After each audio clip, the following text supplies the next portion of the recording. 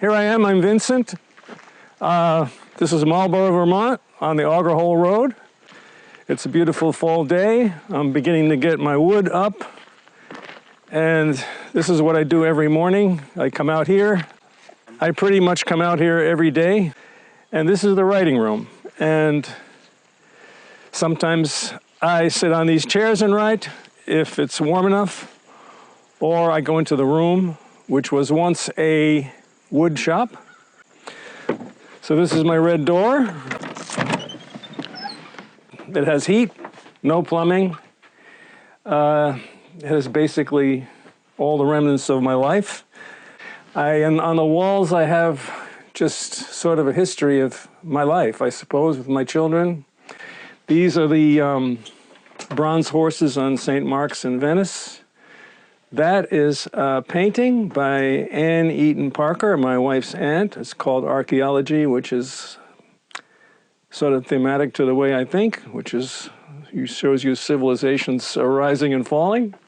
These are pictures that Susan took when we lived in Iowa. That's where I met Susan when I was in the writer's workshop, and I was living on a farm by myself. I had a 14-room farmhouse for $100 a month with an outhouse and cold water.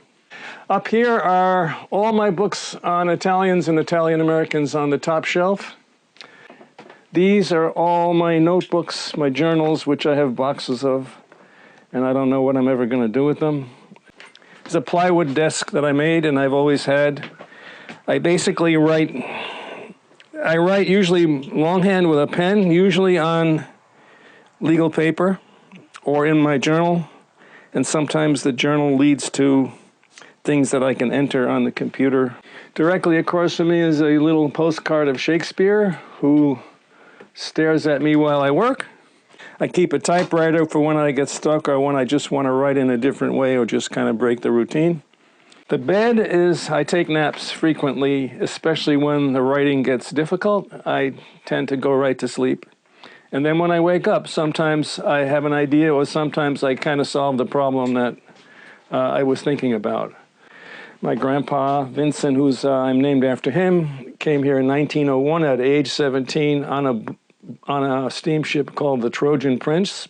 The Trojan Prince was later torpedoed by a German submarine, and many of the steamships were.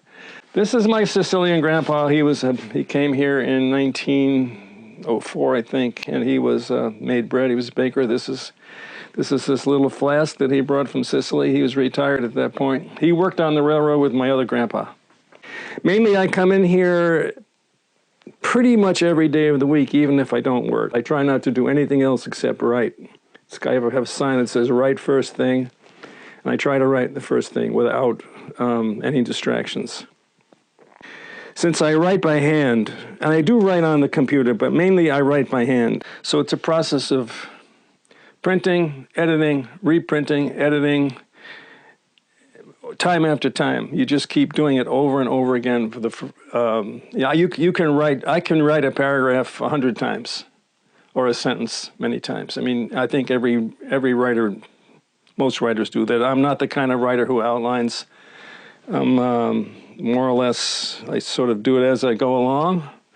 And as Raymond Chandler said, if it's not right, you rip it up and you start all over again. Sometimes I have an idea of where I want to go, but most of the time I don't, and I just write away and throw out what I don't need, and I throw out much more than I save, that's for sure. And I've been coming in here since we moved here in 1980, and I realized that's 40 years. So that for 40 years I've been coming into this room. And the strange part is I don't get tired of coming into this room. I like coming into this room. I often lie on the bed and read and look up at all these books and I say, this is what I've devoted my life to. It's a funny thing. It's kind of strange. And yes, I'm committed and that's it. I mean, at my age, I'm going to be 81 in a few weeks and I'm still here.